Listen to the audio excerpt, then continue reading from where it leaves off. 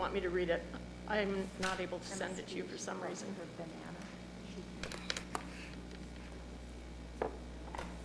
I'd like to call to order the special meeting of November 30th, 2020. Please join me in the Pledge of Allegiance. I pledge allegiance to the flag of the United States of America and to the republic for which it stands, one nation, under God, indivisible, with liberty and justice for all. Okay.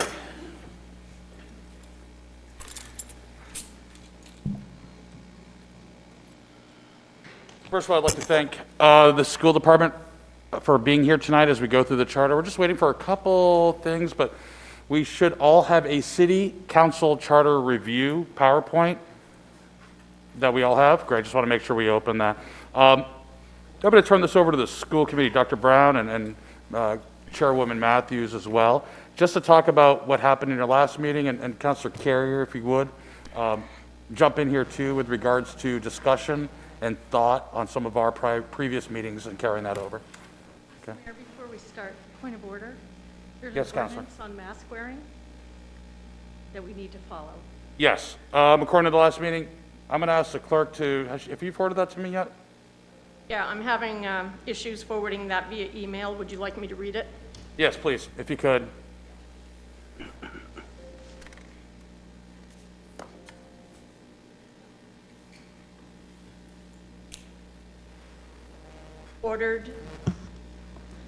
Ordered that the state COVID safety mandates regarding masking and physical distancing will be fully implemented during all city council meetings.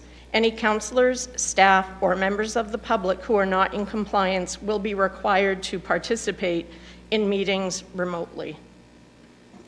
And to be in compliance, just to paraphrase this slightly, but to be in compliance, meaning you have to wear a mask. I'm looking at so the councilors that aren't right now, unless you have a medical exemption, by which I cannot ask to see a copy of that exemption or that exemption. So I need to ask you if you have a medical exemption to not wear masks. Without going into detail. It's directed to me. Again, my position is not, it's not about the mask. And I'm glad that the school committee is here. As a society, we have, it's not about the mask, it is about the people. And as we are failing our people, we are failing our citizens, and we are failing the least among us with these mandates and these unconstitutional governance, the governance in our state and these mandates. It is not about the mask, it's about the people. We're failing our children in the schools. We're failing our teachers in the schools. We're failing our business owners who have invested in our society, invested in our city. People are losing their businesses and losing their lives. Point of order. Councilor Milks, I have Not to. about the mask. No, Councilor, thank you, Councilor Milks. I'm going to restate this if I could, please.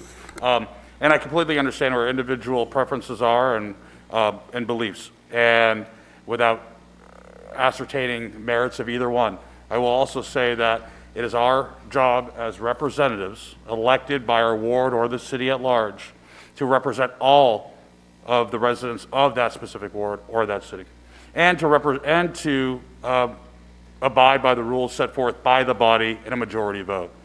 So I would ask that if you do follow the order that was passed by the city council, reaffirming the governor's executive order with slight differences, in order to fully represent the residents of Ward 3. And I will say that in all topics that might not have to do with COVID, which thankfully there are a lot of other topics for us to discuss and debate, that Ward 3, they need your voice, and they can't be without that specific voice. Just like any other ward, those residents need that voice as well. So I would ask for a couple options. One, wear a mask unless medically advisable during our meeting. Or two, you can join the meeting from the community center if you'd like, as long as you're appropriately masked and socially distanced from those folks, or join via Zoom at home, according to the order. If you need some time to think about that, I can put us into a 5-minute recess for you to think about that as well. I appreciate the thoughts, and I appreciate the sentiment. And I appreciate Superintendent being here and Chairwoman Matthew. And so, with respect to the mayor and Mr. Manager, I will put the mask on. It's under protest, and it is a violation of it's not about the mask, it's about the people. And Councilor Milks, thank you very much. It's not about the mask, it's about the people. I completely understand. And I understand, Councilor Milks, but if we could please, we have to leave our comments and everything out to the side. We all have some thoughts and feelings. We're all going to keep those for ourselves and get on with the agenda at hand. But I appreciate that. I think the residents of Ward 3 appreciate your decision too at this point. Thank you. Should tomorrow's meeting with the legislature, Councilor Milks, I have to please stop you at this point. This is not a free flow session. If it's not on the agenda, we're not going to discuss it. So, but thank you very much. It's with protest. Understand. For the people. I understand, Councilor Milks. Okay, we're going to be moving on. I'm going to turn this over, like I said before, Councilor Carrier and members, representatives, and Mr. Hanson, thank you very much for being here. We'll start off with you, and then obviously this is a special meeting, but it's good free flow dialogue between councilors and school committee reps. Mr. Mayor, if I could start, we'll just kind of lay out what the evening will look like. Very thankful that the school is able to join us. They had a session with their school committee members to review Article 4 rather, regarding the charter. They have recommendations. Brian's going to put that up on the screen, so you'll have that available to you, council, so you can see the recommended changes by the school committee. Also with us is our city attorney, Michael Malloy, and he will be here to help guide and direct the conversation. There were a few comments that the committee had that should be reviewed by legal counsel. Attorney Malloy has reviewed that.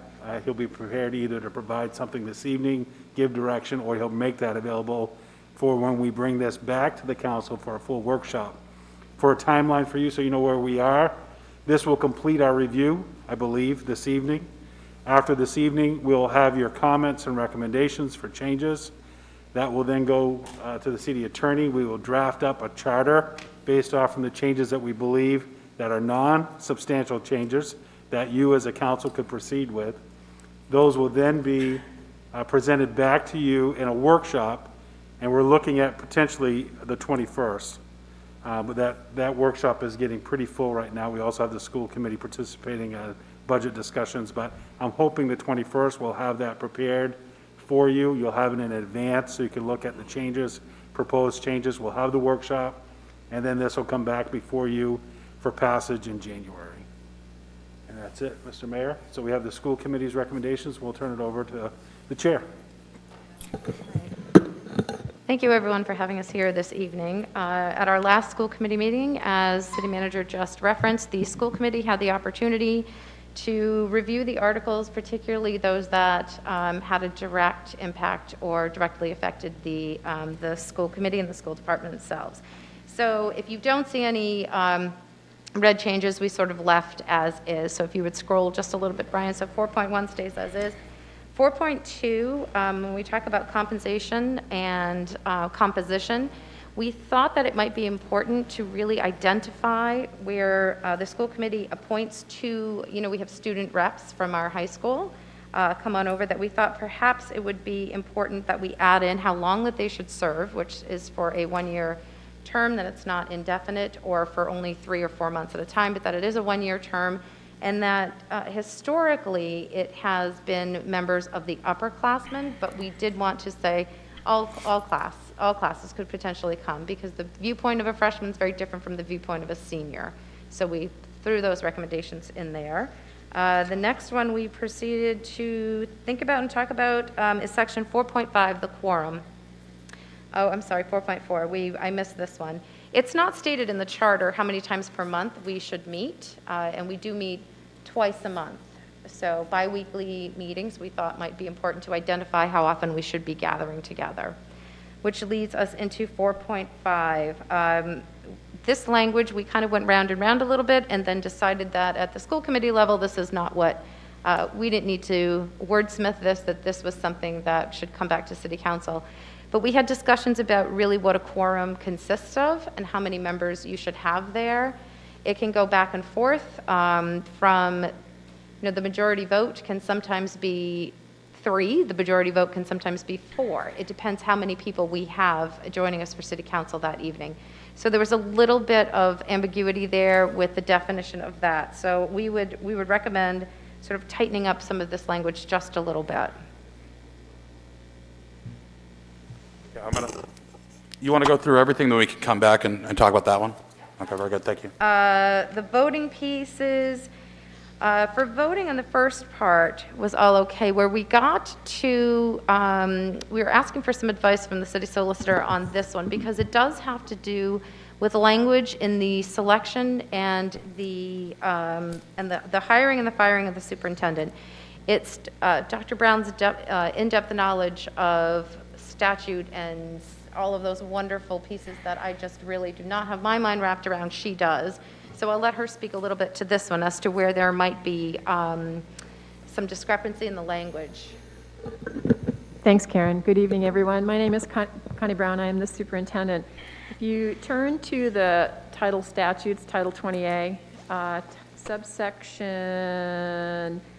subchapter 2, subsection 1051, which is the selection of superintendent's appointment, and then 1052, discharge, that calls for the full body to be present.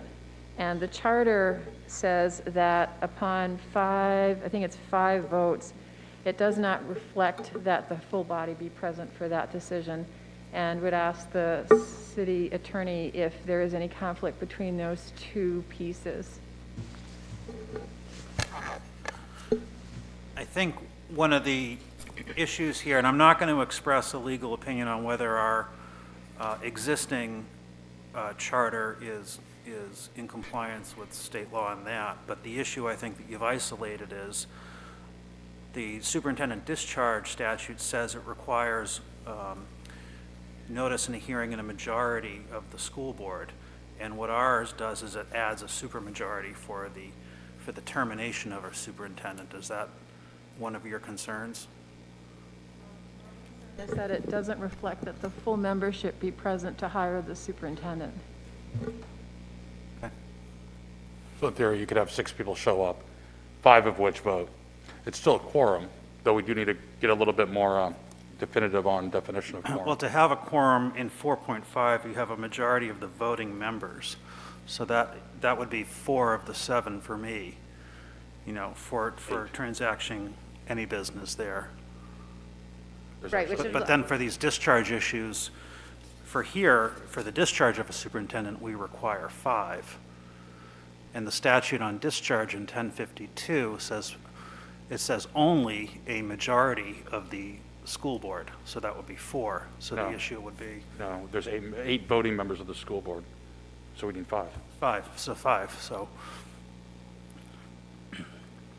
So the way that Augusta addressed this in theirs is that the Board of Education shall select the superintendent of schools in accordance with the laws of the state of Maine. So in case the state of Maine changes their rules, then their charter will just continue, but it'll be something that the school committee would have to reference back when selecting, or again, if the state statute references the majority, then we could clean that language up by just referencing back to the state statute. thank you. I think this leads to, for a while, we were 7 on the school committee.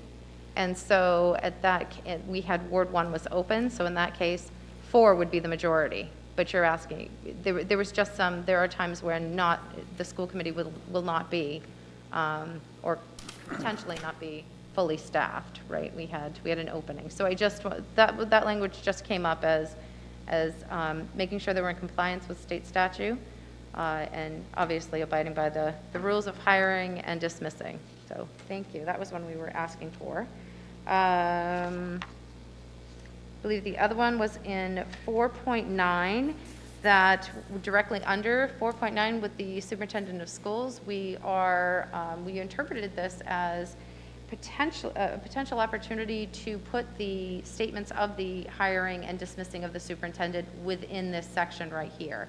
If it could be, if it would make more sense to come in under this, where it does talk about 5 affirmatives shall be required to hire or fire. So if we could just move a little bit of what was in the voting piece over to the superintendent of schools. Does that make sense? The voting piece on the hiring and firing of the superintendent. Okay. The other article that pertained to us, I believe, was in, keep going.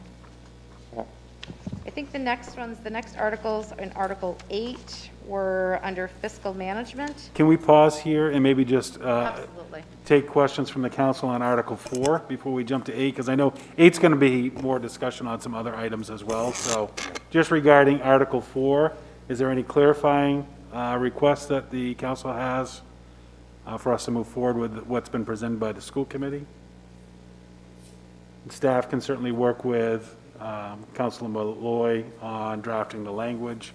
One thing that we had been doing, items that we wanted to see moving forward, we were getting votes by that. And so just to be consistent, I think that would be important for us to do that as long as the council is in agreement.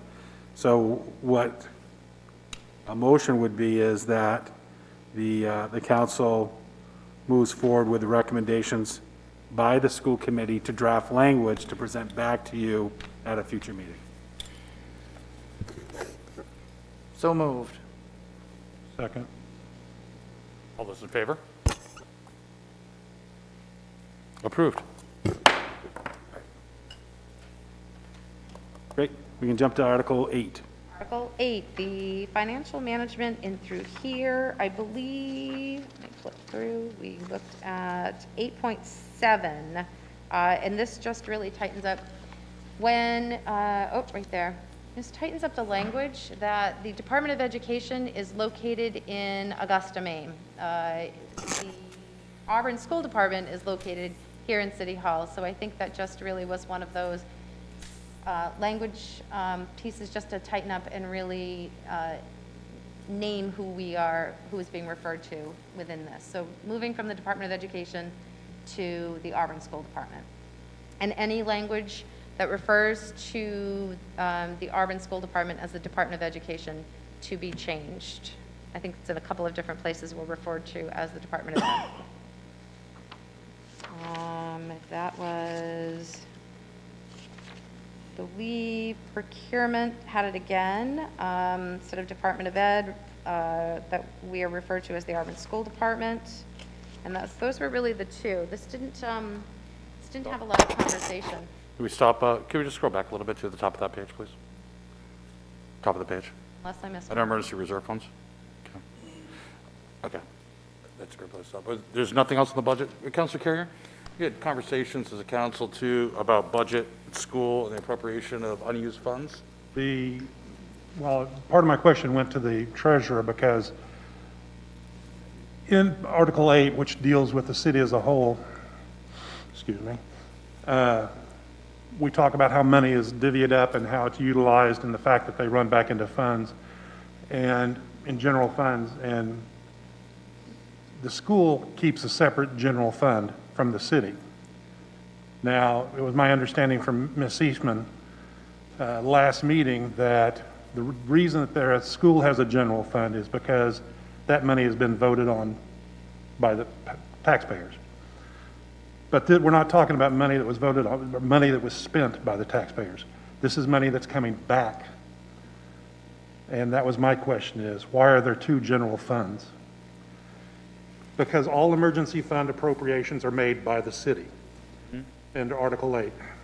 Any reappropriations is done by the city and is of all the general funds. So all general funds would be the general funds of all the departments, Public Works, everybody that has money that's going back into the general fund.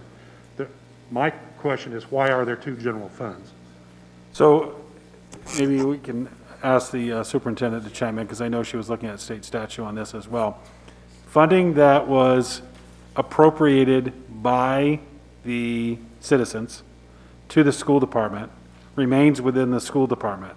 You, as a council, can direct the school department as you're going through the budget process regarding their budget. However, money that they're going to allocate that's left over is really up to the school committee on how they will appropriate that. Your authority lies with setting the budget.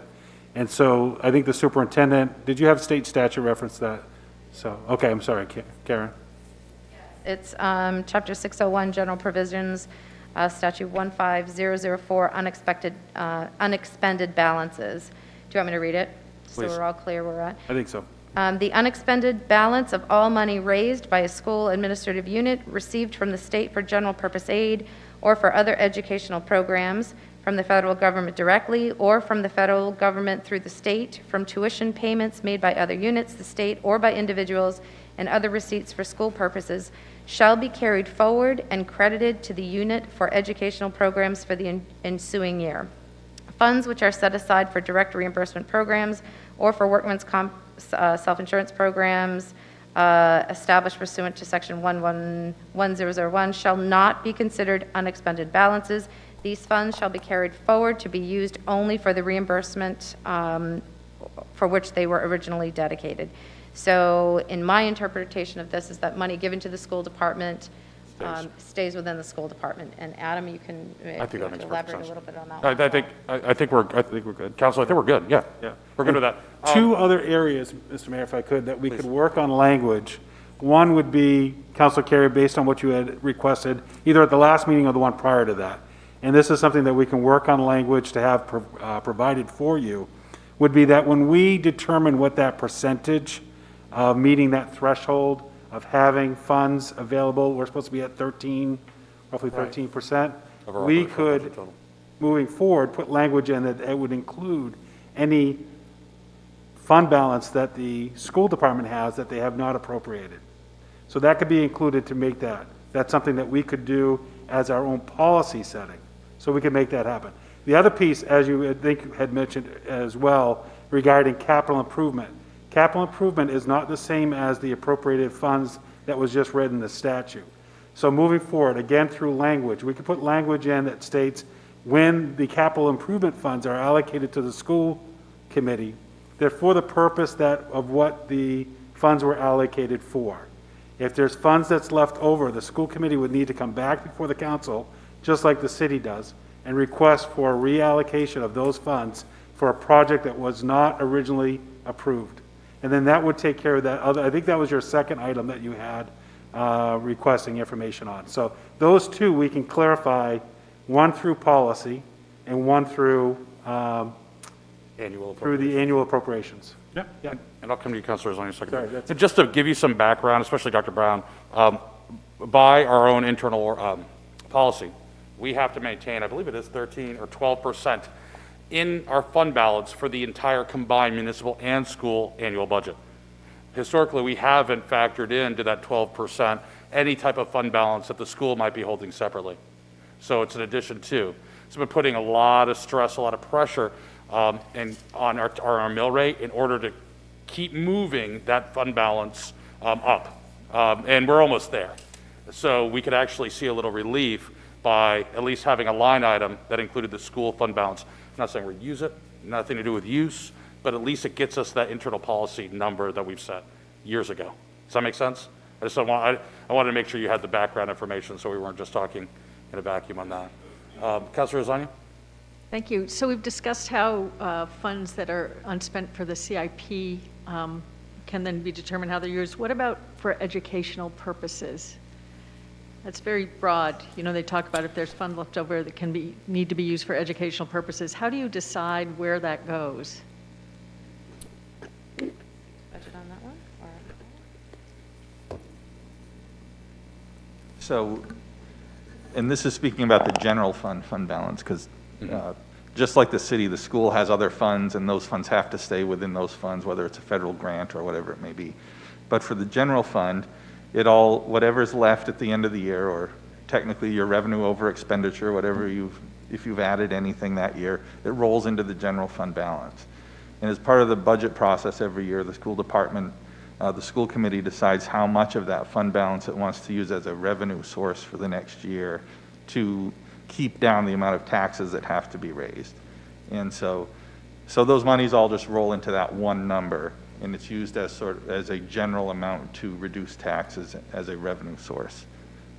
If I could, yeah, great question. I want to follow up with that too, and I believe this might be a school committee policy for the future. And historically, what's happened, unlike in the city, you can dip into that fund balance at 20, 40, 50, 80% of the fund balance on certain years. I believe last year was somewhere north of 50, if I'm right. So that money, though, might have been appropriated for 14 ed techs for fiscal year 19. You only hired 3 ed techs, so that money appropriated goes into that fund balance as unspent. And then the next year, you're going to use that money for 10 buses, whatever the case is. We don't do that at the municipal side, so it's a little bit of a different operating system. We do take money from the fund balance, but it is in a line item in the budget, and it's clearly specified.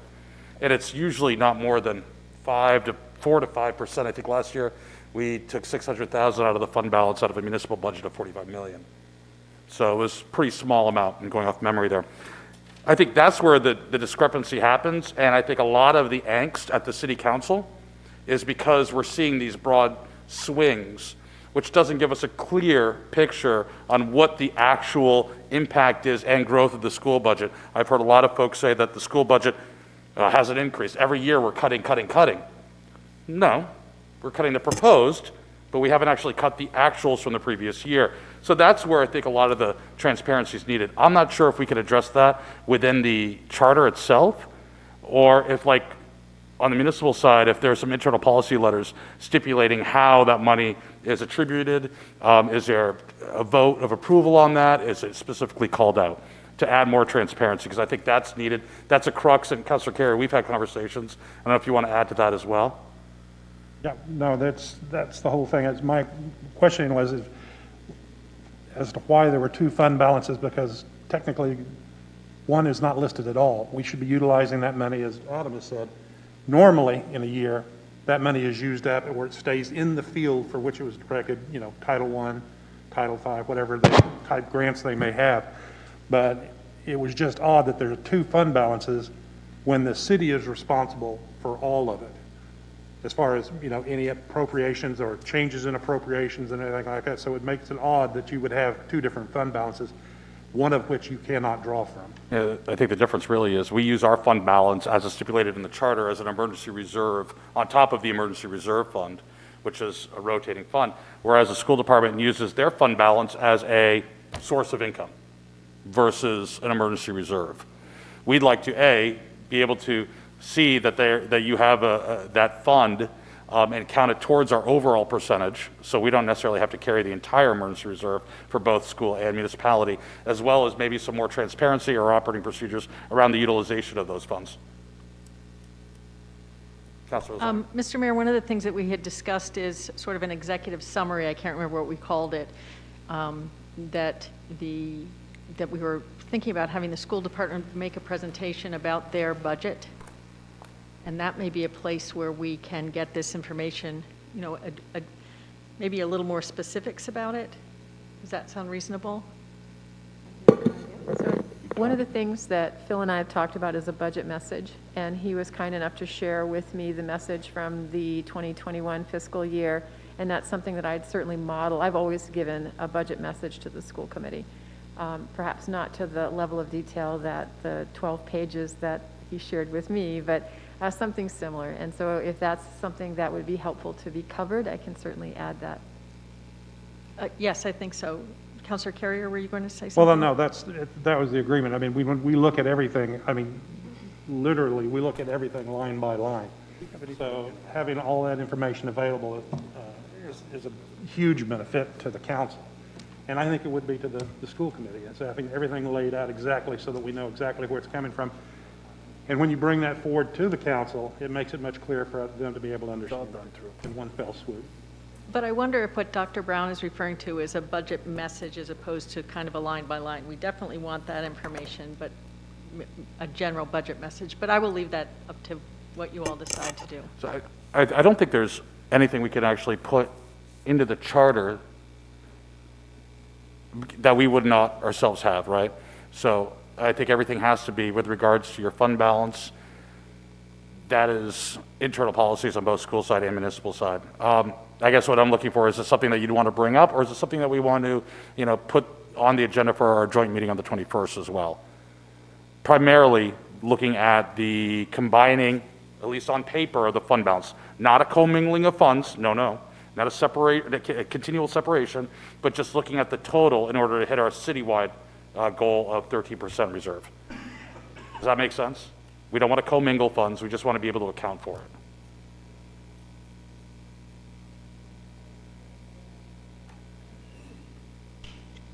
Yeah, I mean, as far as the combining it for whether you're reaching the percentage, I don't see that having any effect on the school department. So to me, it's more of a city issue of how do you look at it. Because as you said, the funds wouldn't be commingled, so it wouldn't really affect the school department in any way. Okay, good. And maybe we'll talk about on the 21st too, the act of, how you take fund balance and use that to offset future fiscal year spending as well. I think that would be a good education portion for everybody involved. Yeah, we can do that on the 21st. Is there anything else from the council on the charter? Councilor Milks. Fund balance, a question that what you referenced was monies that come from the state or from the federal government, but that's about half the budget, roughly. It's a good portion of it, absolutely. It references all funds raised as well. It basically references wherever it comes from, it remains assigned to education. Okay. Yep, unexpected balance of all monies raised by a school administrative unit. Is there any other? It doesn't differentiate between Auburn taxpayers and state funds or? No, it doesn't. Some of these things, are just by default inclusive of school department. For example, every year we raise in our tax levy the emergency reserve fund, section 8.12, which is 0.5% of the total budget. And that is the total city and school, I believe, correct? So we maintain that every year, and that's that emergency reserve. I'm not even sure if, you use the general fund balance through an appropriation process if you have an emergency expenditure. But that's there as well, and we don't really use it that often. So is there any other questions specifically about the charter for the school department while they're here? Was this helpful, folks? Do we get a good grasp on this? Because this is the last kind of outlier, correct? Okay. Do you all have any questions for us on this process? Is there anything that you didn't cover that you'd like us to consider? No? Okay. Well, thank you very much. We do have, so there's some things I think, now that I think about it real quick, that we'll be discussing about emergency powers as well as virtual meetings. We might want to look at making that applicable to school committee as well, if the need shall arise. Okay, so just some small things in there, but we'll run that by you later. Okay, very good. Thank you very much. Thank you. Have a great evening. Thank you for joining us. Thank you.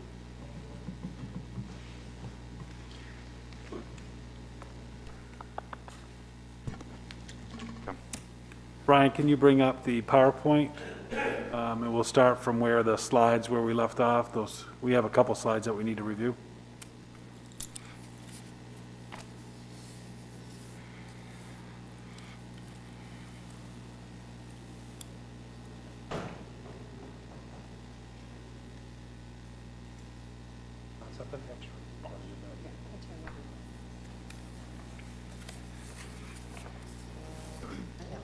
Well, Brian's pulling that up, just as a point of information for you, we have created a hub that is specifically designed for the charter.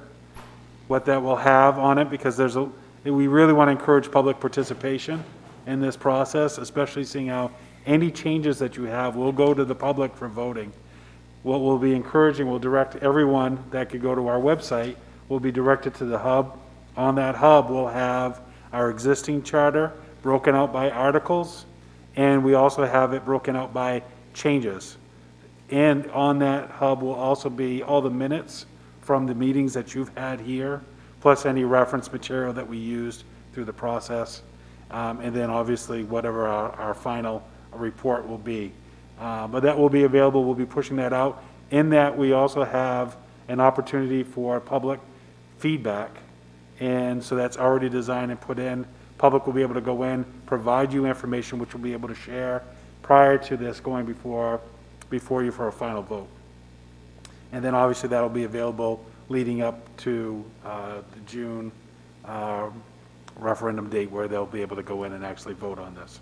So that's coming. So, Brian, what do we need to cover that's left over on the slide deck? We can take a look. There were a couple of areas that we wanted a little bit more elaboration of what things could look like. One of those is the conversation around staggered terms. And so we put together one possibility around what staggered terms could look like in the coming few elections to get us to 3-year terms, which were discussed. And so what we did was put together a hypothetical that would be kind of the blend of easy around education of our residents and in line with what a number of other jurisdictions have done. And so what you will see here is theoretically in election year 2021, which would be next year, everybody would be in line or up for election, which is similar to what it stands, or similar to what the current process is, except we would start the 3-year staggered term. And so hypothetically, you could put the mayor, Ward 2, Ward 4, and at large up for 1-year terms, which I know have been discussed previously. And then Ward 1, 3, 5, and another at large would be elected to 3-year terms. One of the things I know that is pretty important, and you saw this with most other jurisdictions, was to keep at-large seats in opposite years or off election cycles, so that both at-large seats or the total number of at-large seats weren't being elected in the same years. The benefit of a 3-year term as well is that you do ensure that each group of counselors and the mayor at some point will be elected during a presidential cycle as well.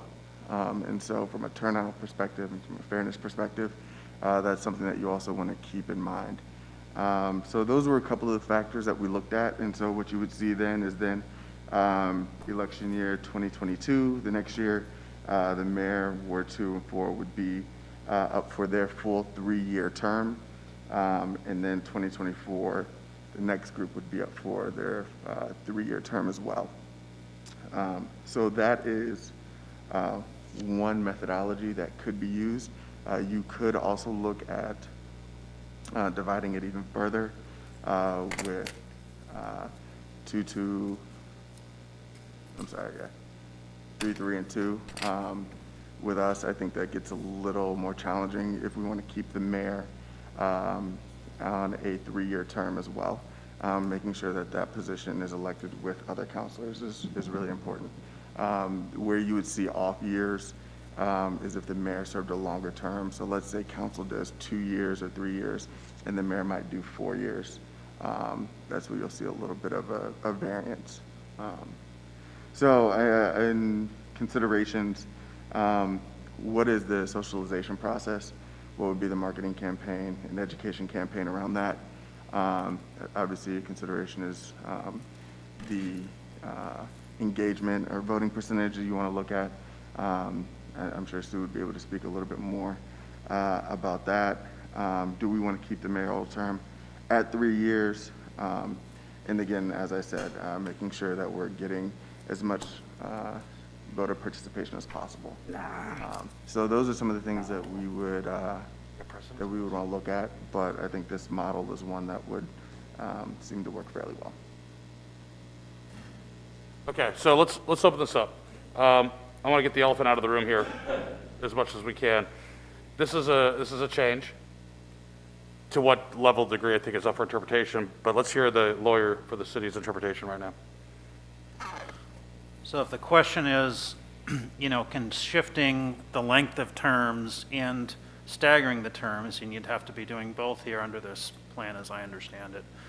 I mean, I think that's absolutely a fundamental change that's going to have to require a charter commission, because you're changing the whole structure of the council. But are you increasing individual powers and responsibilities of this? You're changing the way the entire council is composed, how long people are elected. You are changing power, because some people would have office for 3 years, whereas they only have office for 2 years now. Some people would have office for 1 year versus 2. So we're drawing the I don't really see any situation really where you start changing with imposing term limits or changing the length of terms, that where I would be comfortable giving an opinion that did not require a charter commission. Another thought is, if you're talking about different presidential elections, you're going to have fundamentally different turnouts for those different seats right out of the gate. Say you fill one seat and it's going to come up in a presidential turnout year, and then the next seat is a 1-year term, or however it's staggered. They're coming just a year later. There's not even a federal midterm election there. We don't have one now. Right. We have, this is the off season that we currently have elections in. You could be putting it on and putting it off. So. There could be one where there's higher turnout versus another. So this is where I get to maybe give a different perspective than an attorney. I think that terms and powers and duties are separate. They're even separated in different sections within our charter. Terms are one thing. I don't think you can prescribe or ascribe certain powers based upon the length of someone's term. I don't think they go hand in hand, in other words. I will say that it's interesting on the election year and the outcomes, but still, even then, I don't think you're saying that counselor's powers and duties increase because of a lower turnout. I think you can't really base power and duties or ease of getting elected based upon voter apathy or potential voter apathy given the election.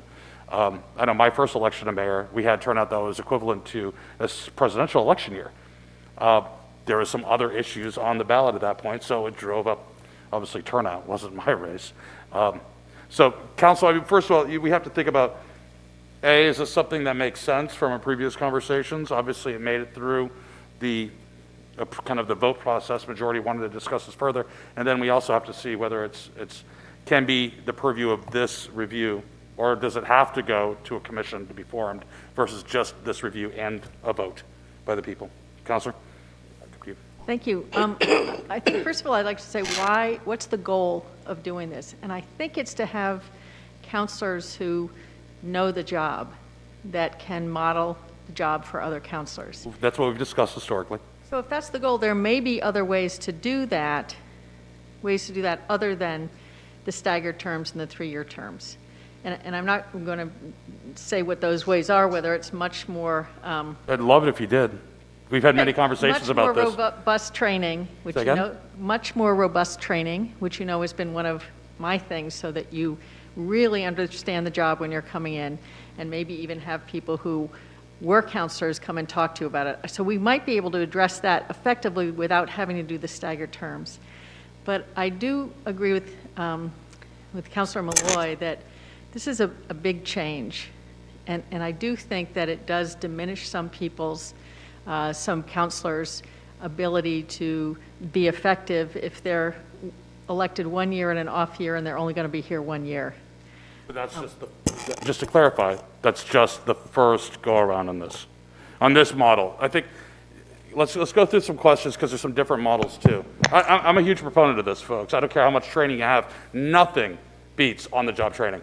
Nothing beats on-the-job training. And you don't really get into this and really become knowledgeable on what the positives can happen if you're not here and doing it. And I think if we look back at the last 50 or 60 years of Auburn, this is probably something that should have been addressed 50 or 60 years ago. Councilor Boss? That my understanding is that we previously had staggered terms and moved toward this 2-year coordinated terms for the full council. Can we get some history on why that choice was made? Well, I mean, we can go back and look at some of the charter review. There's certain language that was implemented to align with the city of Lewiston at the time. So when there was discussions regarding merging both cities, there was language to put Auburn and Lewiston more in alignment with certain articles of their charter. And so, but we can go back and take a look, but or they're available anyway to take a look, and we could certainly talk to some that were on the charter at that time. But that's my understanding. And so our language now mirrors Lewiston's language, with the exception of the term limits for mayor. Auburn did not adopt that and move forward with that language.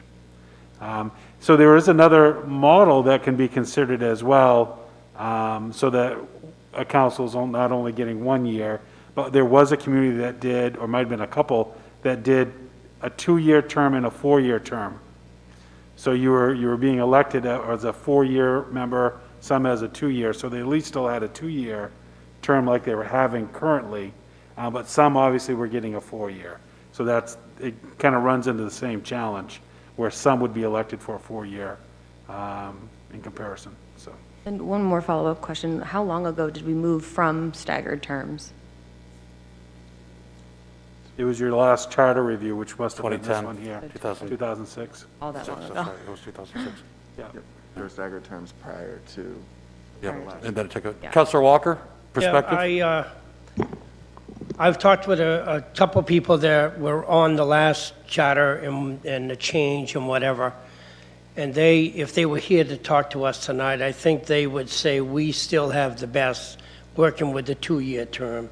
And one thing going into this whole thing, I didn't want to see us have to go to a full commission or whatever we want to call it to make this go forward and to actually take a lot of us out of the decision-making here. And I don't personally know what's wrong with the 2-year. I don't see anything wrong with the 2-year. I've fulfilled 5 of them at this point. And going to a 3 and then to another 3 and being forced out because we want to change our way of running for office here. Maybe we can put a max. If you don't like someone in for 10 years, you put a max. You can't do 10. You only can do 4. Or you can do 6. But to change the whole thing, I think it mixes it up too much, and I don't think there's any real good reason to do that to people. You're in 2 years, or you're in 3, or you're in 4, or you're in 1. If we're all in 2, someone bumps me out, wins the election, so I'm out. I'm a new person for 2 years. 1 year is really a terrible election, and I know you're doing it because you want to change things to line it up, but the 1-year system would be really unfortunate for whoever is going to run in that 1-year system. Councilor Gary?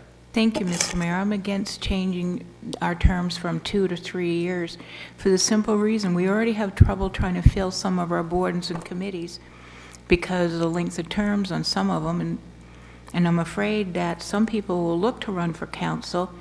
It may fit in their educational plan, the 2 years, or their family schedule, or different schedules, and they won't commit to that 3rd term because they're afraid if they get elected and something happens, they'll force a special election. So I'm not wanting to put that extra. I want to encourage as many people as possible to run for office. Give it a try. If they like it, run again. Yeah, I don't think it had anything to do with elections. And listen to this thought. We have right now with a 2-year term, and everybody's up for election at the same time. Around August, and sometimes July, we'll start hearing from councilors, yeah, we shouldn't make this decision. We should push this off to the next council because it's not fair. What ends up happening is you look at a 2-year term, it's truncated down to, best case, 21 months. But when you're looking about orientation of new councilors, you're going to truncate that, even with an aggressive training plan, which I'm full in favor of, and I think we did a really good job this term versus even the previous term. you're still getting about 20 or 19 months of actual real work in. That is, forget elections aside, it's the work that Auburn needs to happen, and I look at it from a flow of work and how absolutely necessary it is to have no months off. So that's, again, coming from it from a different perspective. I can understand and appreciate everybody else's too, but I'd be remiss if I didn't say that this city cannot stop working from August to December of an election year. And it has happened. I think I can point to a couple instances where that's come up just in my time as mayor. So, any other comments? So we should probably wrap up this concept, whether it should go forward and further review or discussion or not. I think we've put things off sometimes, kind of like you said, maybe it's a 4-month, but only because we want to be kind and kind-hearted to the next possible counselor coming in. There's nothing that says we have to put anything off, but we do it to be nice to the next counselors and to the next move. I mean, we can look at it like we're sitting ducks for 4 months, or we can say we're going to be gun-ho right to the last day we leave office. I mean, that's up to the council as a whole, and we do it out of, I think, goodness and sometimes the smart way. But I've seen times when I wish we didn't do that, and we should have taken the order and passed it and gone through. The other council don't like it, let them bring it back and change it. That's the way I look at it. But we can do both. We can either be a sitting duck for 2 months or whatever, or we can do our job right up until the day we leave office. Just a suggestion to think about. Great points made on both sides on the merits of whether you shift to this or not. I think the debate is isolated is there's a structural issue there, and people can feel that that structure is either good or it's unsound. But we're talking about changing the structure. So if we're talking about a house here, it's built on a good foundation or it's not. And if we want to jack it up and pour a new foundation, that's more the nature of what's underlying all of this. And if it's good or not good, then that discussion gets held in the context of a charter commission. So you can debate whether you like it or not, but since you're saying that it's the nature of the beast is that when we approach the end of a term, we're not sure whether to act or defer, or when we're at the start of a new term, there's a learning curve, then that's what I see as a structural thing. And then how to solve that structural problem, that very good debate that you're having, that's where I see the role of a commission. So just more of an observation in terms of how the discussion is framed, if that makes sense. So as the mayor had stated, I would request, I'm sorry. No, go. No, go Mr. ahead. Mayor, Phil, go. Then I would request, your original motion was to move this into review and research. That's been completed by staff. It would be helpful at this point, if there is a motion to move this item forward, that we have that now after Councilor Milks has a comment. And then that way that we know whether or not we need to move forward with it. I just had a question for Councilor Malloy. So substantive change, term limits, staggered terms, and change in term length, correct? To what you said before? Yes, I would view all those as substantive. Okay, thank you. The last argument was pretty good. You almost had me. Had me at hello.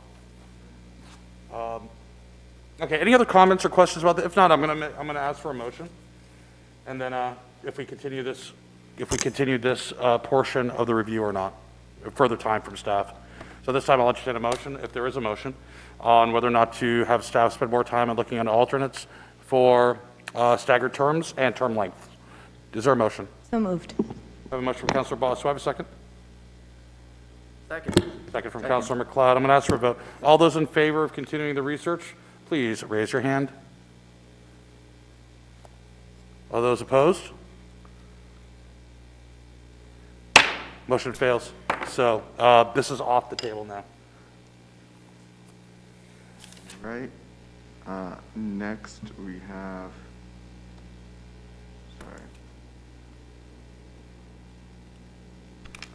referendum reviews. That was something that was discussed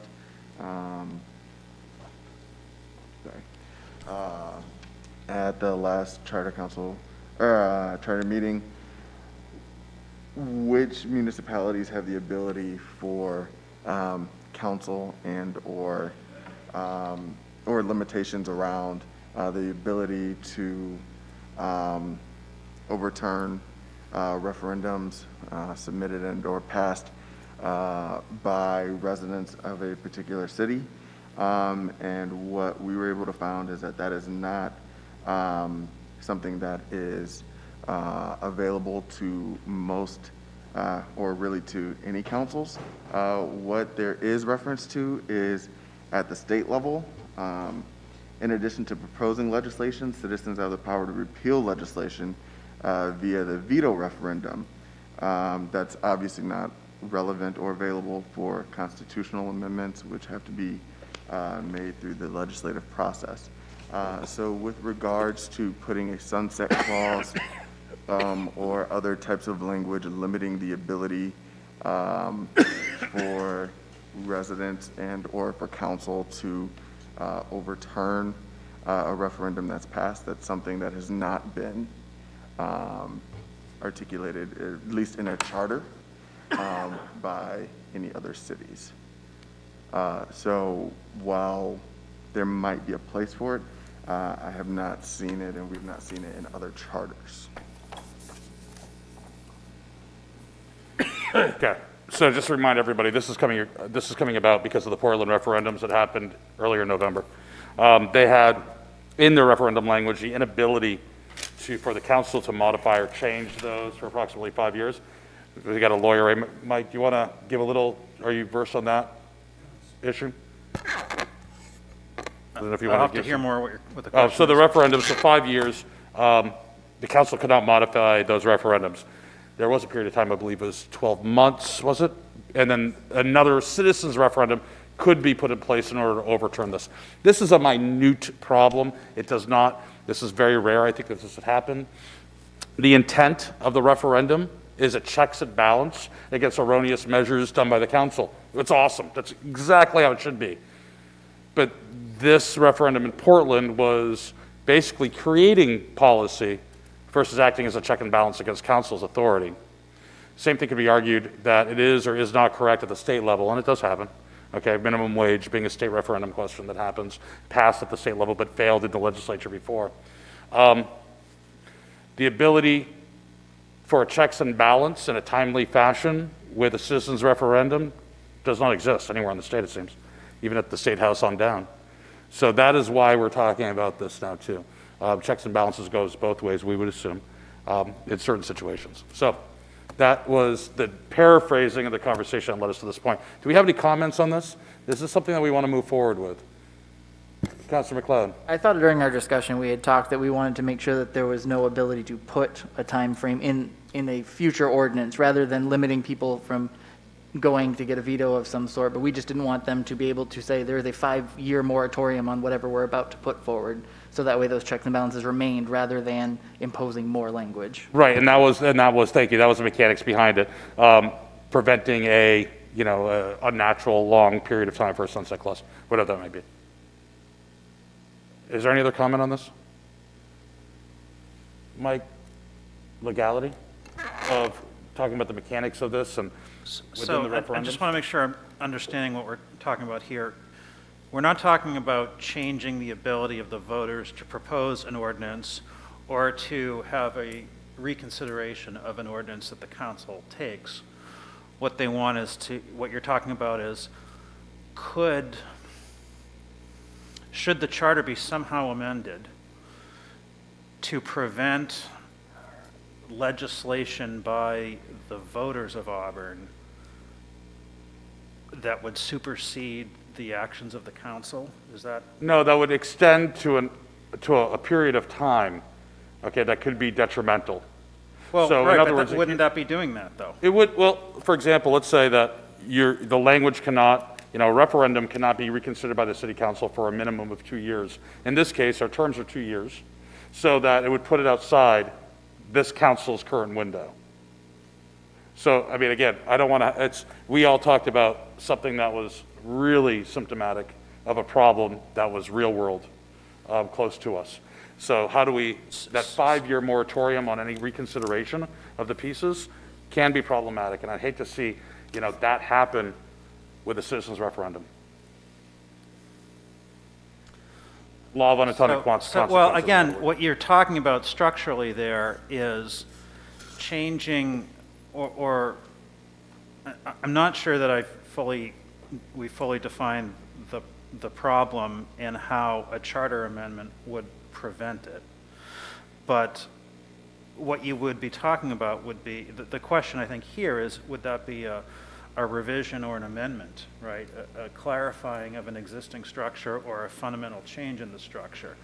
And I think that would clearly be a fundamental change in the structure. I don't think that you Is there anything that we're talking about that would not be a fundamental change of the structure? Well, Period. In all your reviews, I can't speak to every conversation you've had on this, but I know one thing that was raised was, say, the mayor's address, for example.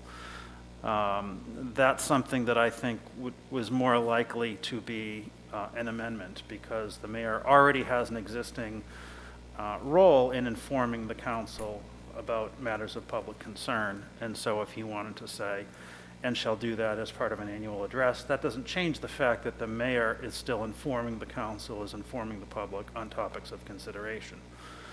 But limiting or expanding public referendum authorization, I mean, that gets into how laws are passed for the city of Auburn. So it's hard to see how that would just be clarifying something that's already there.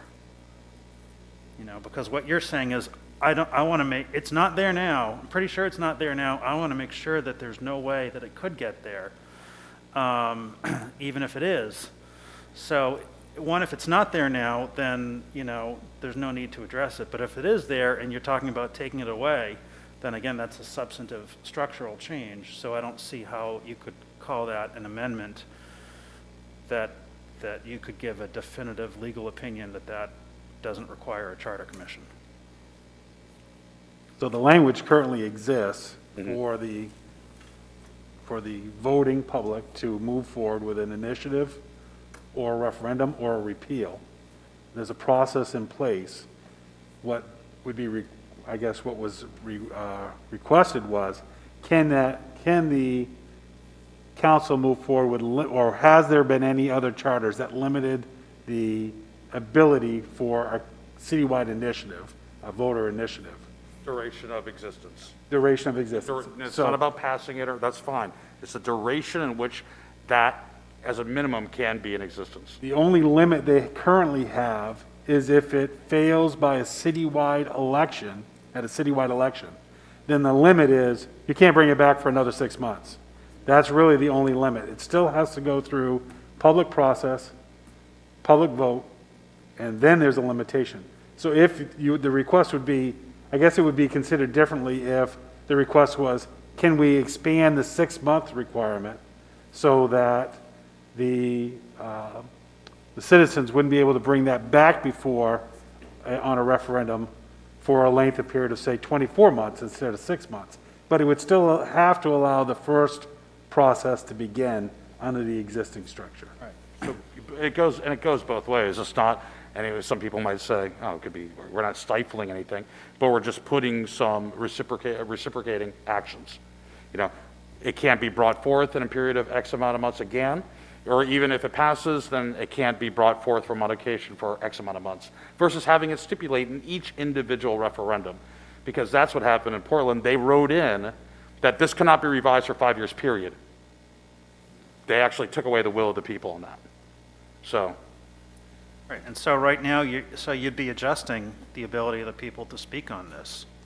You know, I think when you start putting limitations on the ability to have a vote on something, that's a similar issue to adjusting the terms of councilors, not to reopen that issue, but it's how long does the people have to speak on who's going to elect them, or what legislation they want to directly repeal or enact.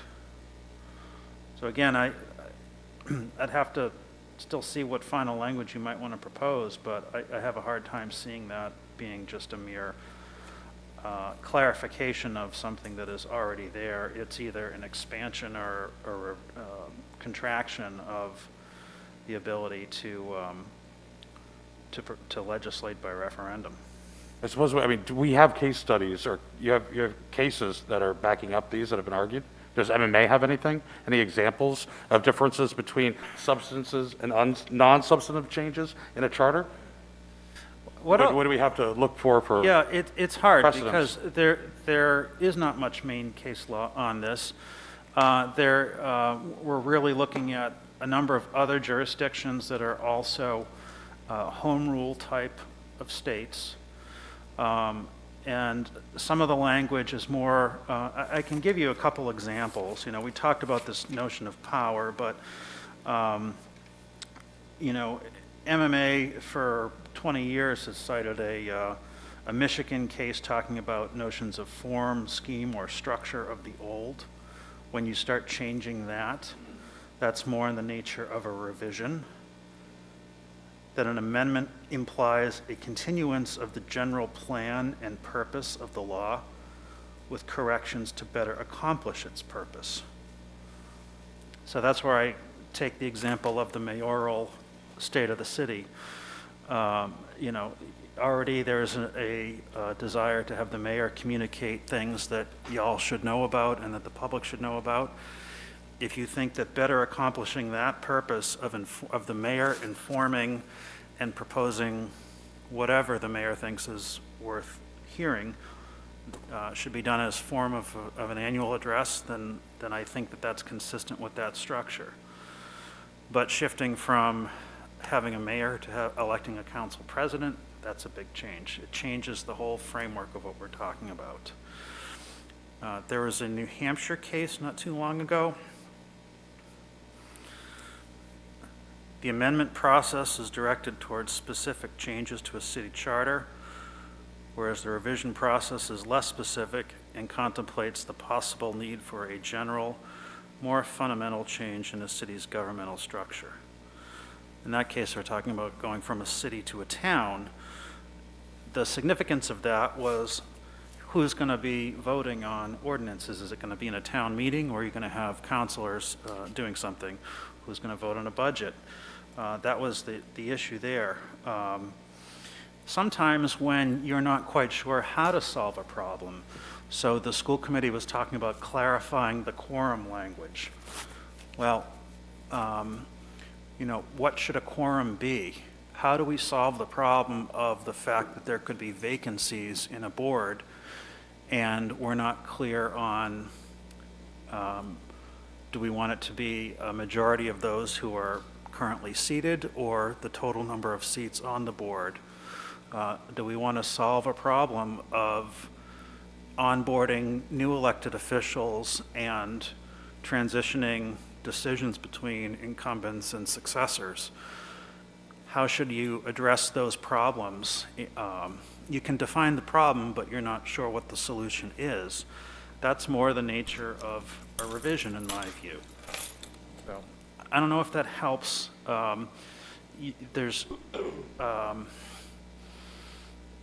not a lot of cases out there that deal with, you know, the City of Auburn proposed this language.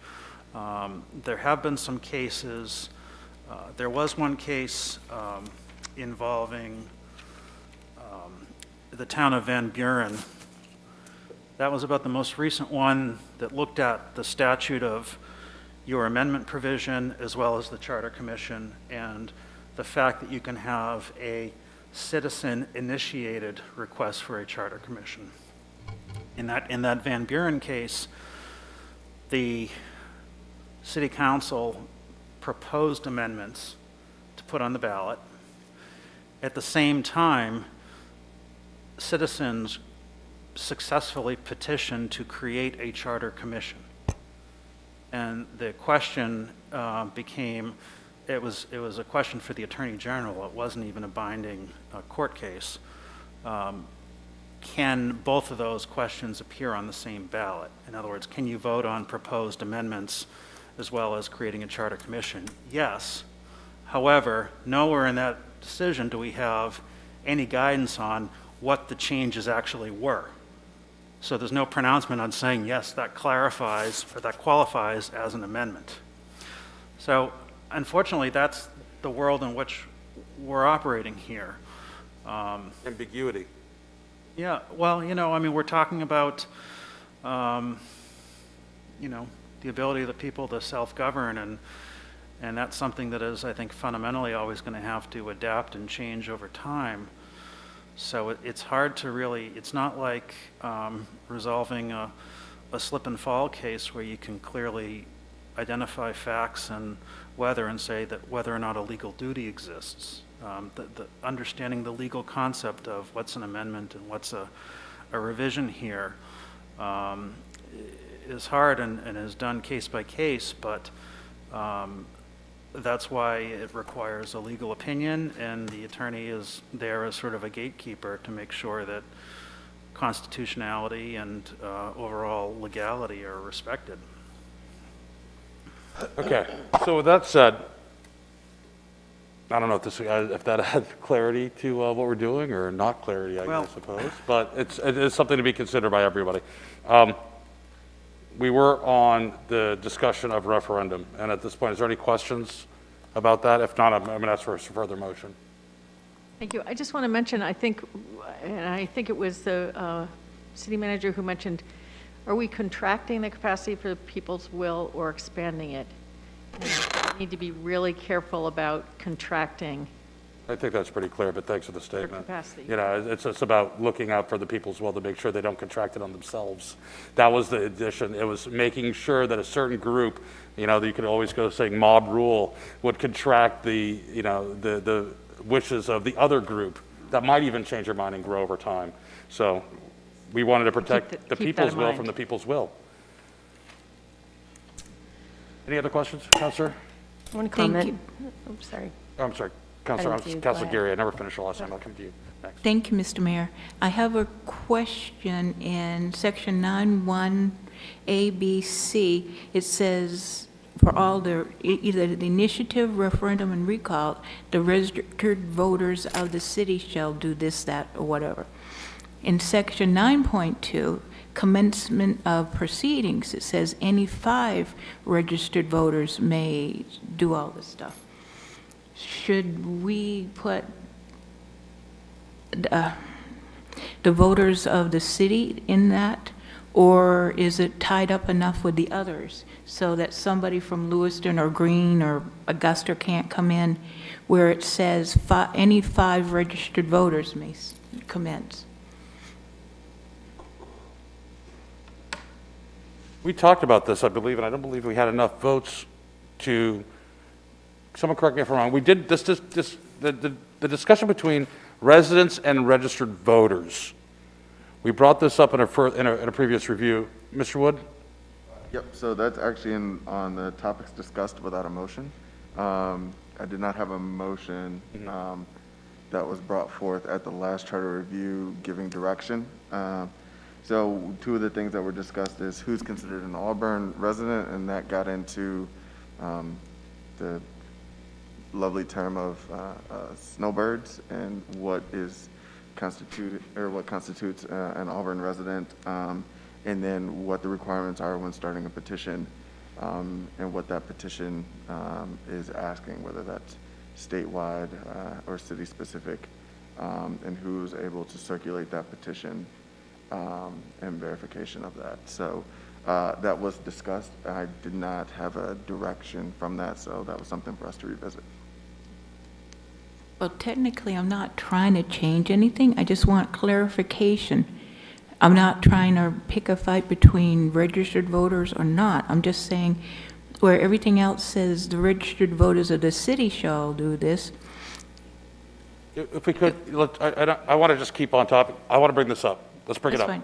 But let's keep going down on this topic and then moving sequentially to the next ones. That's up there on slide, whatever, 8 or 9. So we'll come right back to it. Councilor Boss, you had another question on this? Thank you. Yes, I did. So for the referendum in Portland, my assumption would be that there was language included in that referendum that clearly stated that there was a 5-year time, it was time-bound. So would that not be contraction of the people's voice by taking away their ability to knowingly vote on something that was time-bound? It just feels paternalistic to say that that we're taking away the will of the people by allowing for referendums to be time-bound is essentially your argument, right? That by creating a 5-year window in which people cannot change the referendum, that is a reduction of the people's voice. But it's paternalistic to say that for those who have voted with clear language that this would have a time duration associated with it, that Is paternalistic negative? Because first of all, it's not my opinion, but maybe I'm more maternalistic. I'd like that, a softer, gentler side maybe. But, you know, labels aside, I was looking at it and just conveying the information that the council has talked about in light of a recent activity. I don't have a voice or a dog in any of these fights. So I'm going to avoid the whole paternalistic or, you know, the back and forth on that, but I think there's each individual counselor can determine on their own whether or not they think this is contracting in one way or the other. So, opinion, it would be taking away from the will of the voter to not allow for them to vote knowingly when there's clear language in and that's there. a maternalistic or paternalistic? I get the labels confused. It's a common term. It's not like it's a loaded term. It's a terminology that's used all the time. But I'm just saying that if people are knowingly voting on something, you have to allow for that to be their vote. Okay. Is there any other comment on this? If not, I think we've talked about the history of this one. I'll ask for another motion and a second to move this along to any further review in the final product or outcome.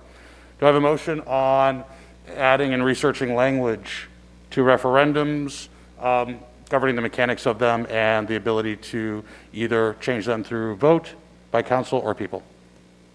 Or something to that case. Is there a motion? None? Very good. It dies on the vine. So, Mr. Mayor, now do we get the question answered? No, we have slides, and I think we might be on the next one too. Okay, there we go. So these are the topics that were discussed without a motion, which means staff did not go and do any further due diligence because it needed a motion before we would allocate staff time and resources to a concept. And so we'll just run down these 4 bullet points. What were discussed around the fund balance, what is the approval process for the multiple accounts that make up the fund balance, and what should the target percentage be for the fund balance? While we aspire for 13%, that's not currently in our charter, whereas other charters do have specific language around a minimum and maximum percentage. So that's something that we could revisit with a direction. The second is the residency requirement that we were just alluding to. Who is considered an Auburn resident and what are the requirements for starting a petition? Third, the state of the city address. We discussed it, but there was not a particular vote or direction to staff. And the last one is elected officials volunteering on election day. And I know that was something that had been brought up, and I did not see a direction or directive from council, but I know that Sue was going to look into that at some point. But yes. I just wanted to clarify what Councilor Gary was saying. I think she's just trying to clarify 9.2A to say any 5 registered voters of the city to match A, B, and C above, not actually talking Right. about the residency requirement, but just making the language all flow and match it the same and see if that is substantive. Right. I think that we could ask Attorney Malloy to look into this because the language is different, and it may be different for a reason. And that reason would be that anyone could take out a petition. The people who sign that petition must be a registered voter of Auburn, the way that it's worded currently. But whoever takes the petition out can be anyone as long as they're a registered voter, not necessarily of Auburn. So was the language put in there in the first place for that specific delineation between the two? Or was it just an oversight? And I don't believe so. I believe that the language was most likely there as part of anyone can take a petition. And that might go back to something that we'll need to research with the Secretary of State regarding petitions and who can take petitions out in that process. But it says clearly in A, B, and C, it says the registered voters of the city shall have the power. to do an initiative, a referendum, or a recall. But when it says take out petitions, City of Auburn's not in there. Correct. So like anything else, I mean, this is something to be, and I'm glad we have this on the slide for reconsideration, but if we're going to reconsider this and utilize staff and/or attorney's time, we're going to need a motion, a second, and a majority vote. Nothing wrong with that. So I can entertain a motion to reconsider or for this topic to be reconsidered as part of the overall topics on residency requirement at this time. Mr. Mayor, is that, we're asking the city administration to look into this? I think that's what the city manager is saying, that there may be a reason that it was written that way. So are we asking them to look into Yes. the reason it was written that way? Well, looking at the reason it was written that way, and if there's any type of requirements from the Secretary of State's office, and/or if there's any other proposed language that might be looked at by this council. So, Councilor Gary, if you'd like to make that motion. So moved. Second. All those in favor? Okay, none opposed. Very good, 7-0.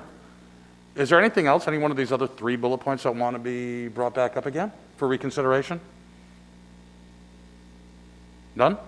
Okay, let's move along. All right, and these are the final, this is the final slide. There were votes that were held, asking that these be moved forward to the next stage of consideration. And it was not part of a particular slide, and so I just wanted to bring this back up before everyone's attention.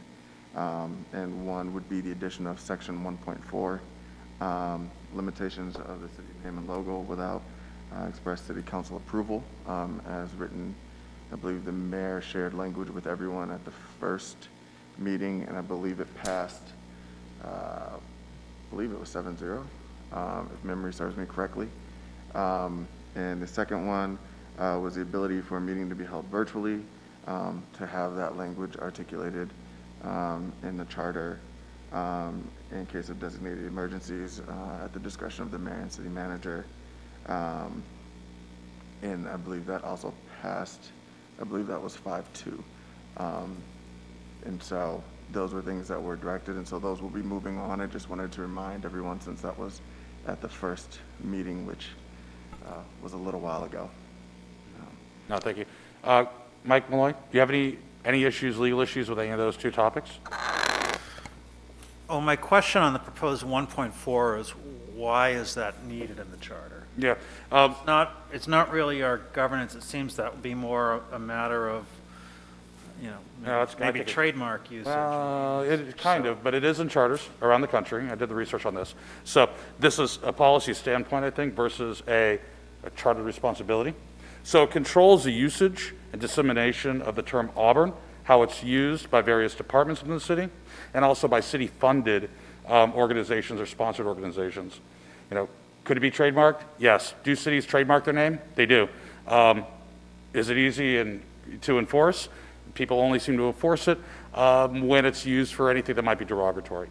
Okay, so whereas I think in here, this prevents a department of using LA instead of Auburn, Lewiston, for example, or using again, the second part where the name is just the logo, creating their own logos for a committee, which we've seen. And what it does is, from the brand world, it really dilutes the overall effectiveness of the brand, and it can give mixed messages. That's not consistent with the city council's approved messaging with regards to the city.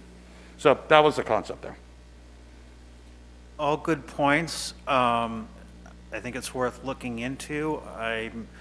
I'll reserve judgment on whether I think it should be in a charter and will be the appropriate place for that. So all we want to do is send that's legal not precedents. a policy issue. But you can't be putting things in a charter that are ambiguous, or their application is not clearly related to really governing the city. So that's what my concern just comes from.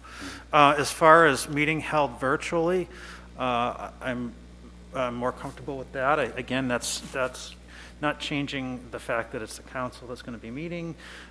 Certainly needed in order to allow the existing framework of government to meet needs of certainly this moment in history. So My sort of wet finger in the wind is that that's probably going to be something that could be appropriate for an amendment. So I look forward to seeing what the language proposal would be on that. Okay. Is there any other questions or comments about this? Councilor Zanya? I agree about the first one, and I'll just say, why not encourage sort of creativity in the community around use of the logo? And I'll just leave it at that. Yeah. I can answer that question. The last one, when we talk about a case of designated emergency, we'll wait to get language about what, more clearly defining what that is. Is that true? No. What do you mean? I mean, it's a designated emergency. It's designated by the city manager and/or the mayor, according to our charter right now, which is a duty or responsibility. And so it doesn't take into account counselors? If we're in a citywide emergency, this would give us the authority, either the manager or the mayor, to basically request an official meeting to be held virtually. That doesn't exist in our charter. The technology didn't exist in 2006. Reference alignment or not alignment with the state on this? No, not that I know. This is on the go forward. I mean, this is temporary order from the governor right now. I mean, again, we're getting into the weeds on that, on what the language should be or shouldn't be, but you certainly have held virtual meetings and had people attending virtually. So, you know, and given the guidance that we had early under state law, you know, I mean, it was all a matter of trying to just make explicit what was sort of assumed or implied without changing the fact that, well, yes, again, we still have open meeting requirements. We're still meeting under FOA with notices and the ability for the public to see this, even if they're not here in this room physically. So, again, just look at what the language ends up being proposed. But again, we've done this. Many communities are doing it right now. So I don't really see that as a change in our framework of government that would require a commission. In a practical sense, this is where it comes into play. We don't have a state of emergency from the governor in effect. Let's look at a different type of flood. We have a flood, Androscoggin River, downtown's flooded. We need to have an emergency meeting right now, okay? Electronic communication is still available. City manager and myself declare the city in a citywide state of emergency, and then call an immediate meeting with the city council to be held virtually.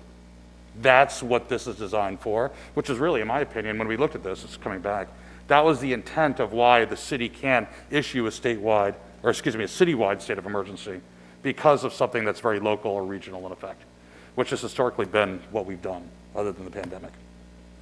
So that was a concept there. As for the naming, I want to get back to that. This is very important. We have the term Auburn, and you can say creativity, but that will never fly in any other organization. You know, creativity is great under an approved process. So if the Agriculture Committee wants to come up with a logo, that's awesome, that's creative.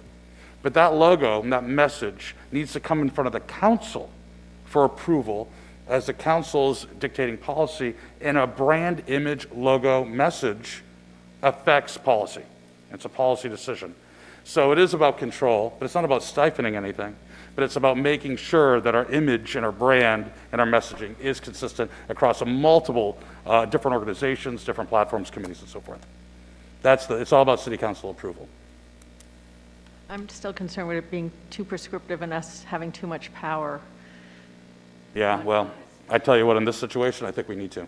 I will say that. Yeah. There's no other organization could that doesn't. Probably add just a couple points of reference for this. One, there has been questions regarding the use of logo being the one that's actually on that slide right now. Was that ever an approved logo? It's been used. There was nothing that required the logo to be approved, and so it was adopted at some point and put on the city's website, which we would look at differently than the city seal, which is very much spelled out within the language. And so by this language would mean that any changes in that logo would have to come back before the council. We've had organizations that use the city logo name on a survey that was mailed out to the entire community. That created some concerns and issues because that approval wasn't done by the council. So that would help clarify those areas that could take place to ensure that that's being done and the approval of the council is moving forward with its use. So those are the areas that I know for management that has come back to management as issues or concerns that we would have to address, and this would clarify that.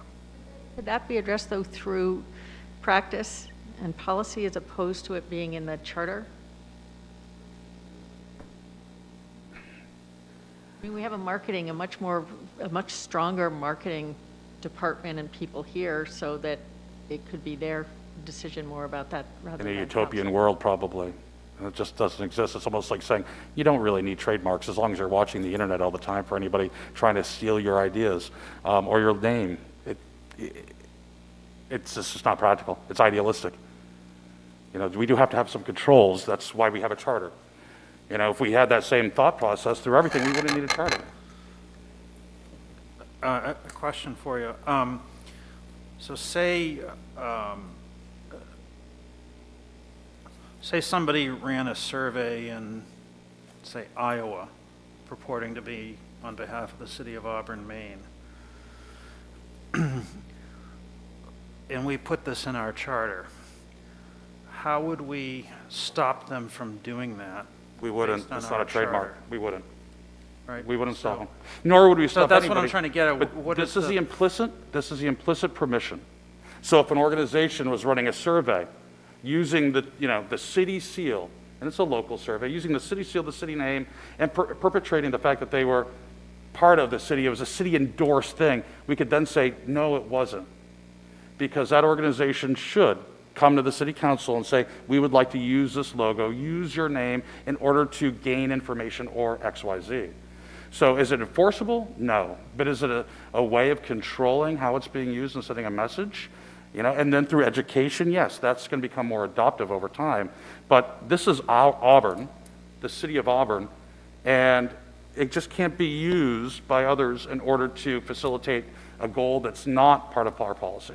So just again, to clarify, so that would then be guidance to city management and city staff saying that we want you to, again, hypothetically, take action to guard against the unauthorized use of the city seal or the city logo or the name.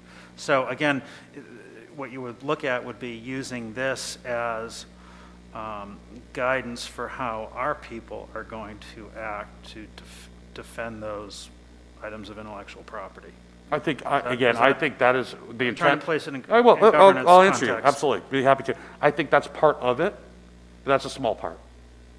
By putting this in the charter, just like how we prescribe what our seal is a specific way with a specific term, and it's formed in such a way that that is our seal.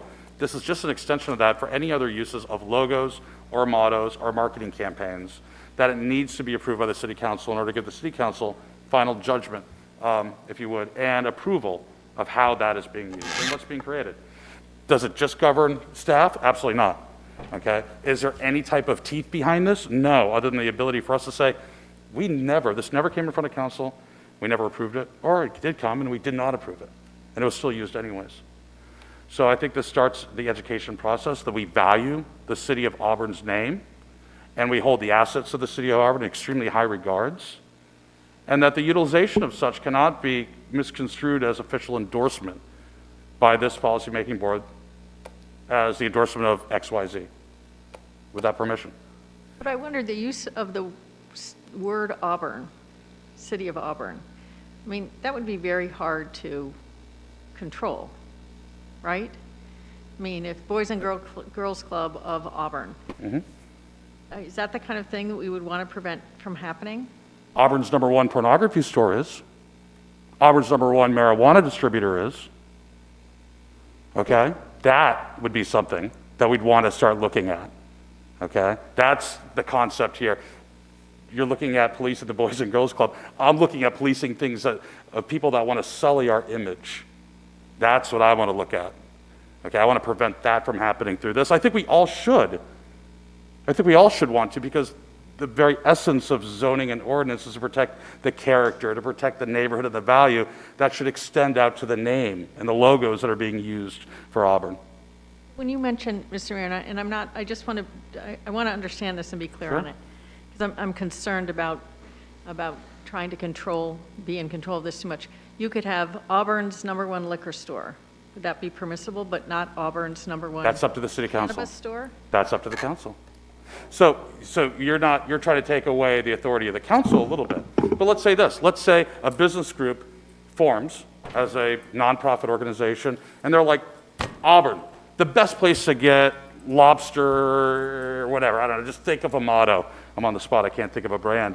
But think of that. And they push that out there, they push money behind that, they're running TV commercials. And we're like, wait a second, that's not how we want to be known for. That's not consistent with our marketing message that's being propagated by our communications department that was approved through the city council. That's not what we're looking for, okay? It's about consistency. And if you come from a brand world, I mean, it's hard. Listen, if you come from a brand world, you want consistency. This is short of trademarking the name Auburn. It's really hard to do because there's 33 Auburns in this country, or 35. But this is something that at least sends a message that we actually care about the brand. We have something to care about. So it's hard, and again, if you don't understand that, we could probably talk about it some more. I could send you some information. But I think the bottom line question is, do you care about the image of Auburn? Do you want to see the image of Auburn get stronger? And do you want to control the messaging in order to build that image of Auburn, and hence the brand? That's the whole point of that amendment. Just for clarification, because one, I'm glad Attorney Malloy's here, because part of this is going to be, we'll need to be drafting some of this language to come back before you. So hearing the conversation and the points are going to be critical. For management, just to clarify the point that I was trying to make was, it's more about the endorsement of something that's being done in the community on whether or not the city council endorsed that effort or not. And if somebody was using it in a way that would confuse the public on whether or not this was coming from the city of Auburn and approved by the council, that was my concern regarding this use. And I'm not sure if this language would cover that, and that's why legal's here to kind of work through that. Just one other point I haven't mentioned is this raises considerable First Amendment things that need to be looked at, which protects even lies. So, again, we're not a private business who own a distinct original trademark. From intellectual property standpoint, it's a descriptive term. It depends on whether we're talking about the word or a logo and who owns it and what we've done with it. But again, we're talking government action about what people can and cannot say. So I'll just kind of leave it at that, but I have a lot of concerns about our ability to. Okay. So, I mean, I did a lot of research on this. I can understand some of your concerns, but I think you're misconstruing it. And the fact is, I'm wondering why we're even here having a charter review if nothing we can talk about can actually make it through the review process. If you look, and maybe we have to go right to a trademark of the City of Auburn, Maine, and make that official in use, which happens all over the country, by the way.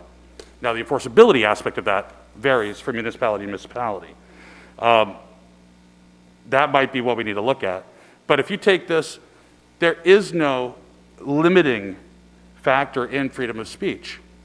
If you word it correctly, it doesn't specify, using the term of Auburn would not specify the official endorsement of the city. It also can control what people in groups that are appointed by this council say and do when they're in those groups. We can look at it as limiting freedom of speech, but we also can look at it as promoting unity, promoting comprehensive messaging, and the fact that we are the elected representatives of the residents of Auburn. So that is there for a purpose. I don't want to see other groups hijack our name for their end benefit and end goal, no matter how altruistic that might be. At the end of the day, that is something that we need to protect Auburn from, because we cede the people's voice by letting outside third-party groups speak for us. We are elected by the residents. Groups and organizations aren't. So that's where I'm coming from on that one. I have a clarifying question because we're talking about a lot of different things. I thought originally that this naming section 1.4 was referring specifically to city departments or organizations that receive funding from the city of Auburn. Yes. So this conversation about external third-party groups is really not associated with this language. And it feels to me like this, as it's stated or previously discussed with departments and groups receiving city funds, that we already have the authority to enforce what we're talking about through the city manager's office. And clarify if I'm wrong. Well, I mean, you could you could certainly take action that would direct the city manager to require a board or a department or a committee to change whether or not they're using a logo or whatever they might be doing. You could do that. So it feels like an internal policy. Ultimately, is you all. have control over those committees. Right, either as the employer or the funder. There's an implicit power there that you have. Could you repeat that? I'm sorry, what? As the employer or as the funder, you have authority to dictate the use of logos. So it feels like this is, we're talking about two separate issues, like the third party out there who's using Auburn's information that we don't have a relationship with anyhow. And we can't And stop we that. can't solve that. No. And so it feels like it wouldn't be worthwhile to add that to the charter if we can't do anything anyways. Phil, I guess I have to disagree with you in a way of what you just said. That logo right there that you see in that lower corner, Tiz and I brought that to the city manager a while back, and we said that this council has not accepted that as a logo. And at that point, I was one of them councilors and said, that is the city logo and should be used. Not that, unless you want to use it in the rec department, that's a different story. We were shut down by the city manager by him saying that was his option to change that to that and use it where he preferred. So we have to be careful. I mean, I don't know how you get the rule in place that says we are the ones that give you the permission to use that, not the manager gives the permission to use it. So Without that section, the manager at the time was correct, but without that language. Or if the language doesn't exist and the city council states, this is what we want to use for an official city logo, you have every authority to do that at any time. So, but currently, no council has done that. The only language that currently exists is regarding the city seal, and that is considered the city seal, and that's used on, and as a city, we use that on all official documents at this time. It's about opt-out versus opt-in as well. I mean, Councilor Boss, you hit it right on the head, okay, when you said it. There's certain things we can't control. But knowing that the ABC committee needs to come with their proposed ideas of mission statement marketing. I use agriculture because one of your directives is to come up with a marketing plan for agricultural products in Auburn. Absolutely, great, awesome. Without any type of oversight and looking into it and trying to micromanage it, it's easier for this to be in the charter. They have to come. The charter catches situations that we cannot think of, the unforeseen. They'll come to us and they say, here's a marketing plan, approve or not approve, or modify, as actually probably a great example of real world. But I think, again, that's within the city structure. They're a committee of the But city. the opt-out, opt-in is important here, because they don't have to right now come to us. That means we're having to look in, we're having to investigate each move that they're making, and it's just easier to have it as an opt-out, okay? So on their end, or opt-in, I'm sorry, they come to us. Do we specify that it has to do with city committees or organizations that receive city funds? That was in the initial language proposed, and I believe you have that on file. Correct? Yes. So this is just Right, the that's short of different it. than saying Auburn's best restaurant. It's a trade, that would be trademarking, right? We're not doing that. Yeah, this is not about that. Now, listen, would I make a strong argument if we had Auburn's best pornography store? Yeah, I would try to fight tooth and nail to see if that can stop, but we do have other mechanisms to stop that as well. But yeah, but it does give us something. It just shows value. Councilor Gary. Thank you, Mr. Mayor. I'm supporting this more I hear the debate. And it's not, and I don't feel it's just for in-home grown groups that want to use our name and our logo. What's to stop somebody that doesn't have the morals, that comes to town, sets up some sort of fund and promotes it, that's Auburn, and implies Auburn's on board, and they start trying to fundraise and promote stuff. We need to have something to prevent that so that our citizens aren't fleeced or taken advantage of. And that would be a trademark, right? I don't think there's anything in that would actually limit. We need a trademark, which might be a next step. This is primarily the initial language for any group that receives city funds, municipal tax appropriated funds. and as well as city organizations. So that was, I mean, that still is, you know, what we can control. That's a broad range. There's a lot of people that get city funds too, in one way, shape, form, or another, whether it be CDBG or whatnot, or appropriations. But it does seem to me that the way it was defined by Councilor Boston with you just now in terms of a city organization for receiving city funds, to me seems clear that they should be, we should know what kind of, Councilor, now, Brian, do you have the initial language that I forwarded to you?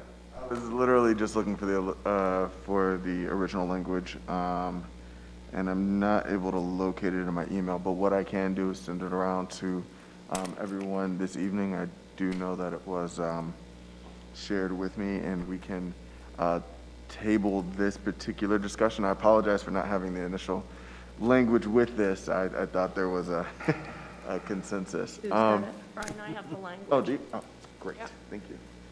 Let's see. Do you want me to go ahead and read it? Please. Yes. Please. The only allowable names of the city are Auburn and the City of Auburn. As of adoption, there will be no official use of a moniker though from time to time a moniker may be approved by the City Council for use in advertising or marketing initiatives.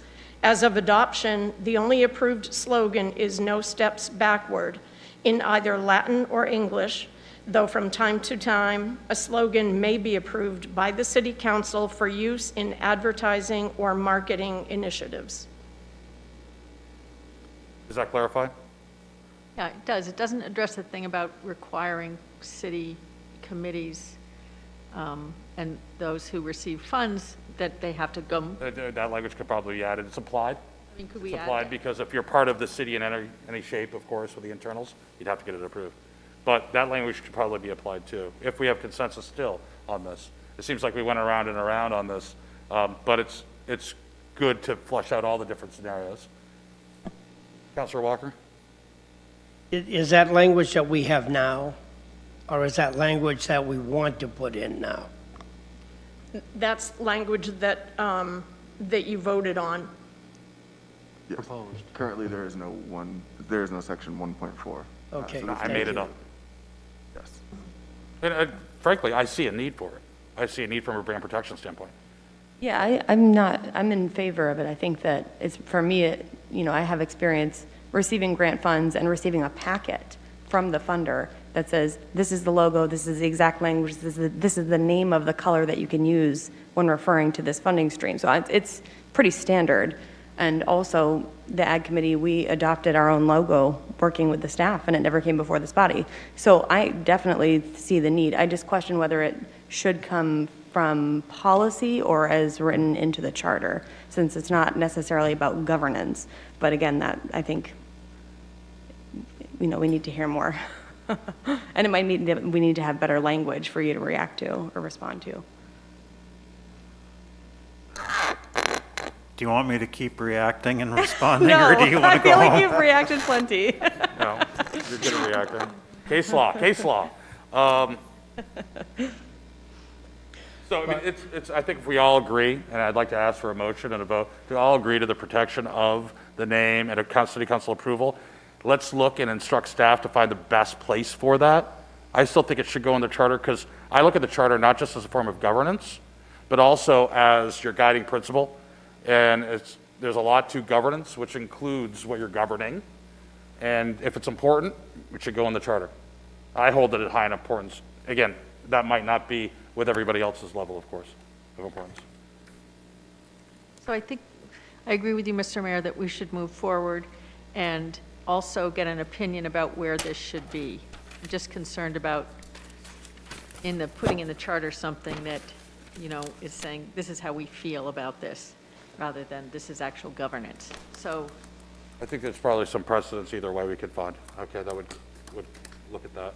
So let's have a motion. so I'd like to. We don't need a motion. We already had a motion on this. This is quote unquote settled. It's just, we don't have a mechanism yet in place and the best place to seat it, correct? Correct. Okay. Just concept. Is this, I just want to know from the council, is this important enough in your minds, forget the governance and the legal aspect, to put inside the charter? Want to repeat that again? Do you think that section, that new section 1.4 about governing the name and the mottos and slogans for the city of Auburn to be used, with council permission, is important enough to put into the charter, or do you think it should be in some sort of policy letter or ordinance? I agree that it could go into the charter, but not if it's going to take the charter to a different level. I to the commission. I would rather have it in the policy of the city. I agree with that. Great.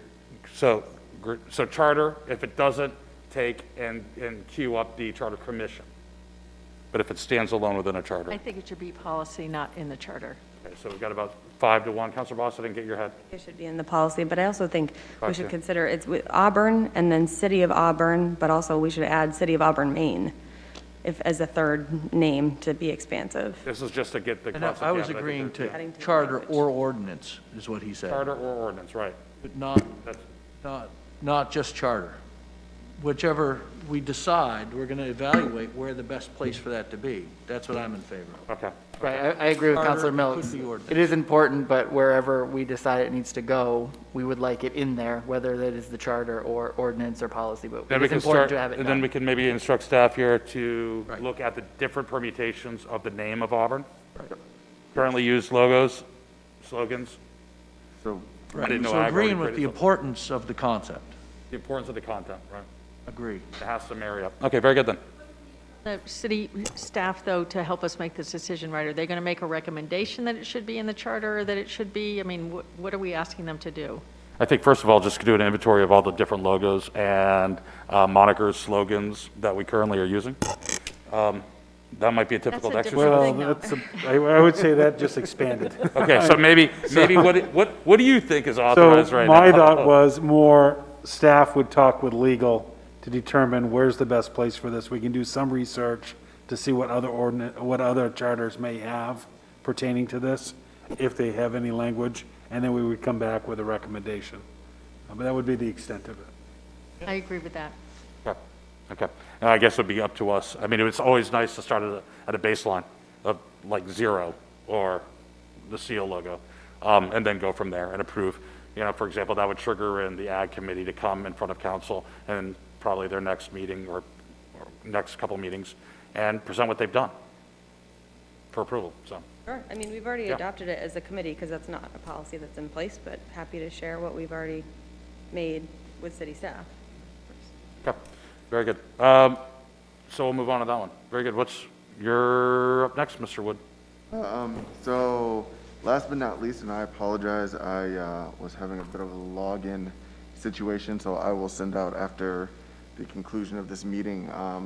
But Liz and Rosemary put together a tentative charter review hub that we'll be able to log in and take a look at, that will encompass all of these discussions and notes and presentations for them to, for residents to weigh in on and opine once we reach that stage. So it is developed. It is on me that I'm not able to log in and show it with you, share it with you this evening, but I will share access this evening with all counselors so that you're able to take a look and make recommendations or modifications, so that as things are adopted and we are able to take that next step of going live before the residents, you'll be able to see the portal that they will have access to. It'll also include the video links to each one of these sessions that we've had as well, if the public wants to view them. And is there a plan to market this? Because this can seem kind of nuanced to some people, but it's extremely important, and just to make people understand what this is. Yeah, we will. We'll start doing that. You know, we won't do that until the council takes any action. Once you take action, then we'll start doing an education campaign. Great, thank you. Anything else? No? If not, I'd be happy to entertain a motion to adjourn. Motion. I got a motion, Councilor Walker, second from Councilor Zania. All those in favor say aye. Aye. Opposed? None being, we stand adjourned.